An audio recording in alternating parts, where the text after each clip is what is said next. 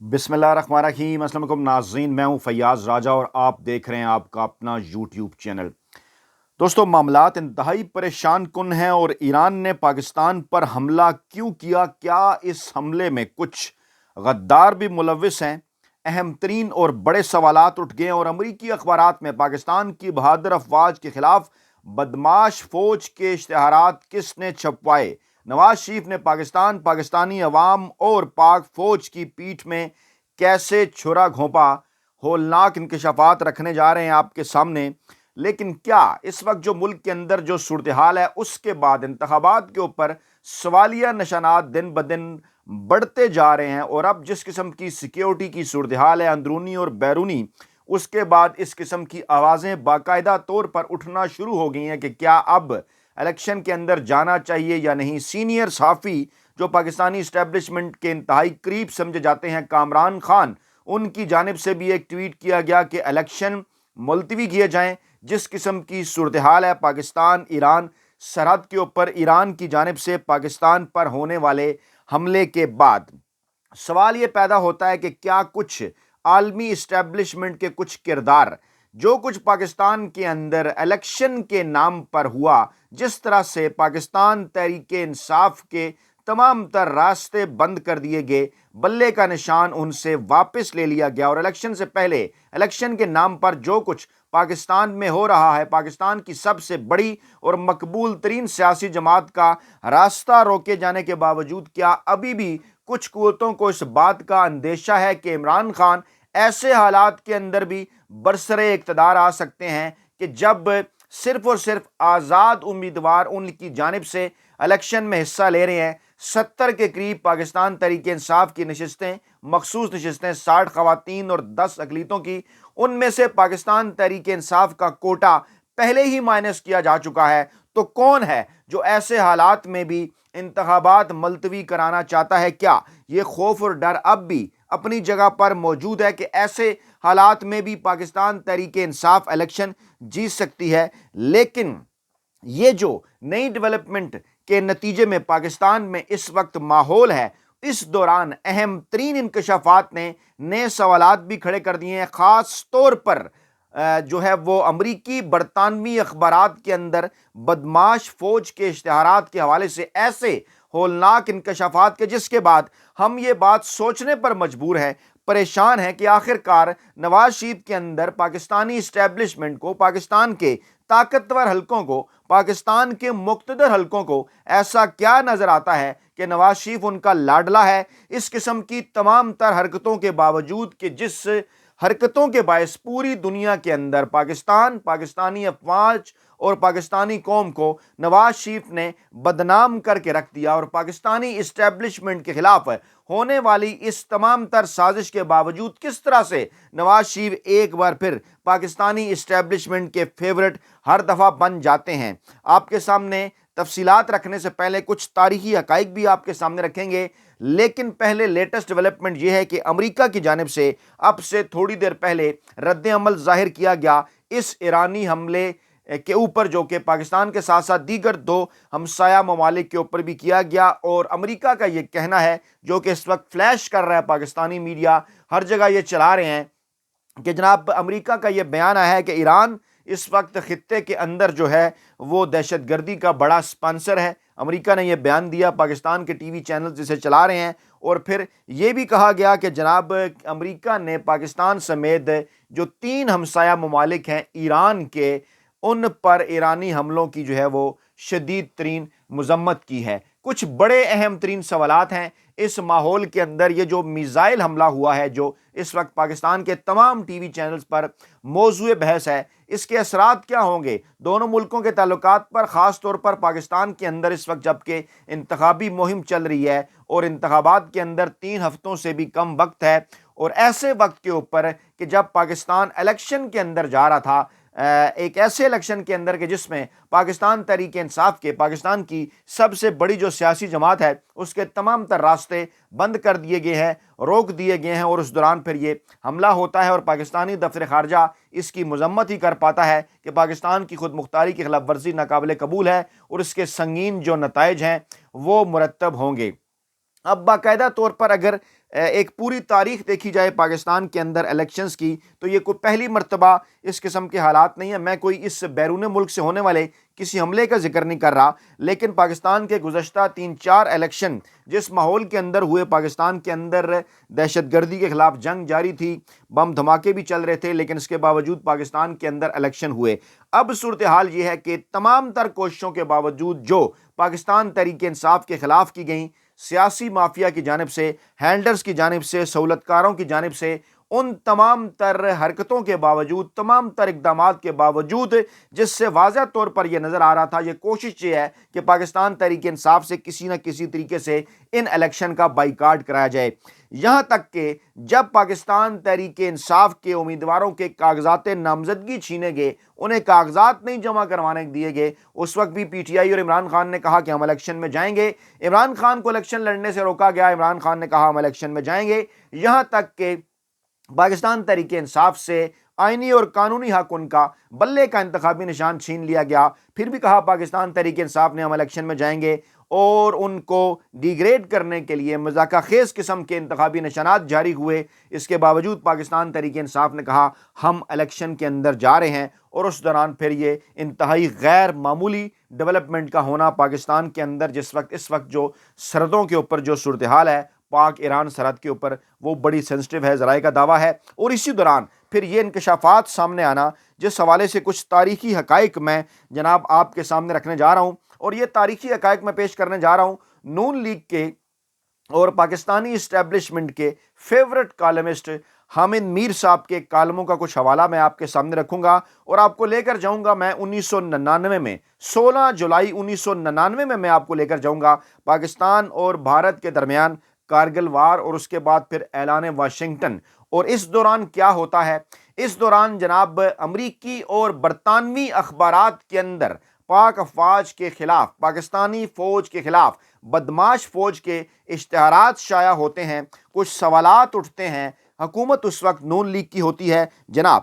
کیا کسی وزیر یا مشیر نے, یہ حامد میر صاحب کا کالم 16 جولائی 1999 کا, جواب کون دے گا, اس کا عنوان ہے جناب. یہ میں آپ کے سامنے رکھ بھی دیتا ہوں یہ کالم جناب. جواب کون دے گا؟ کیا کسی وزیر یا مشیر نے اپنے محبوب وزیر اعظم کو یہ مشورہ دینے کی ضرورت محسوس کی کہ امریکی اور برطانوی اخبارات میں پاکستانی فوج کے خلاف شائع ہونے والے اشتہاروں کا جواب دینا چاہیے؟ ان اشتہاروں میں پاکستانی فوج کو ایک ایسا بدماش قرار دیا جا رہا ہے جس کی انگلی ایٹم بم کے بٹن پر ہے. اس اشتہار میں یہ تاثر دیا گیا ہے کہ پاکستان میں سول حکومت کی بجائے اصل اقتدار فوج کے پاس ہے, اور بھارت کے خلاف جارحیت کی ذمہ دار پاکستان کی سول حکومت نہیں بلکہ فوج ہے. اگر یہ اشتہار واقعی سچا ہوتا تو کیا وزیر اعظم نواز شریف ٹیلی فون پر آ کر مجاہدین کی واپسی کا اعلان کر پاتے؟ سچ تو یہ ہے کہ پاکستانی فوج کی طرف سے آئینی حدود کی پابندی کا ناجائز فائدہ اٹھاتے ہوئے بھارتی پروپیگنڈے کا جواب دینے کی کوئی ضرورت محسوس نہیں کی گئی. کیا ہماری حکومت کسی امریکی اور برطانوی اخبار میں یہ اشتہار شائع نہیں کروا سکتی کہ بھارت کی انتہائی انورٹڈ کاماز میں بھارت کی انتہائی شریف فوج نے گزشتہ 10 سالوں کے دوران مقبوضہ کشمیر میں لاکھوں افراد کو قتل اور ہزاروں خواتین کی عصمت دری کی ہے؟ اگر حکومت یہ جواب نہیں دینا چاہتی تو پھر یہ جواب مجاہدین اور پاکستانی فوج کو دینے دیا جائے. یہ جواب امریکی برطانوی اخباروں میں نہیں بلکہ کارگل کے پہاڑوں میں دیا جائے گا. قوم مجاہدین اور فوج کے ساتھ ہے, اور یہ سب مل کر جسونت سنگھ کے تمام دعووں کو خاک میں ملانے کی پوری صلاحیت رکھتے ہیں.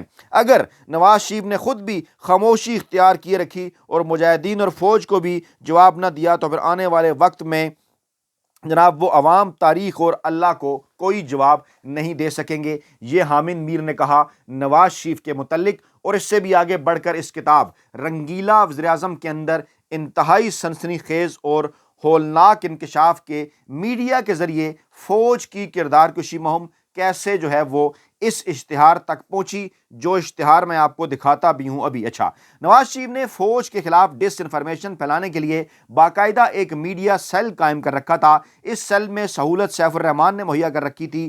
رقم سابق وزیر اطلاعات و نشریات مشاہد حسین کی وزارت مہیا کرتی, جبکہ خلیل ملک اس کے انچارج تھے. یہ منظم سیل بلو ایریا اسلام آباد میں ریڈکو بلڈنگ میں واقع تھا, جہاں افواج پاکستان کے خلاف کالم تحریر کروانے, مضامین شائع کروانے اور فوج کے خفیہ راز افشا کر کے فوج کو بدنام کرنے کا کام ہوتا اور یہ کام اندرون اور بیرون ملک جاری تھا۔ اور جناب آگے چل کر ایک کتاب ہے رائے ونڈ سازش، اس کا حوالہ دے کر اس کتاب کے اندر لکھا گیا کہ فوج کے خلاف مضامین شائع کروا کر ان کو بڑی مقدار میں سرکاری خرچ پر خرید کر مفت تقسیم کرنے اور بھجوانے کے لیے بھی باقاعدہ انتظام کیا گیا تھا، اور صرف ایک ڈائجسٹ میں جس میں فوج کے خلاف رپورٹ شائع ہوئیں کہ ایڈیٹر سے 2 لاکھ رسالے خرید کر مفت تقسیم کر کے اسے 25 لاکھ روپے کی خطیر رقم سے نوازا گیا۔ اور یہ اشارہ ہے اردو ڈائجسٹ کے ایڈیٹر الطاف قریشی صاحب کی جانب، جنہوں نے حق نمک ادا کیا تھا، آج کل بھی حق نمک ادا کر رہے ہیں عمران خان کے خلاف اپنے اس ڈائجسٹ کے اندر بھرپور قسم کا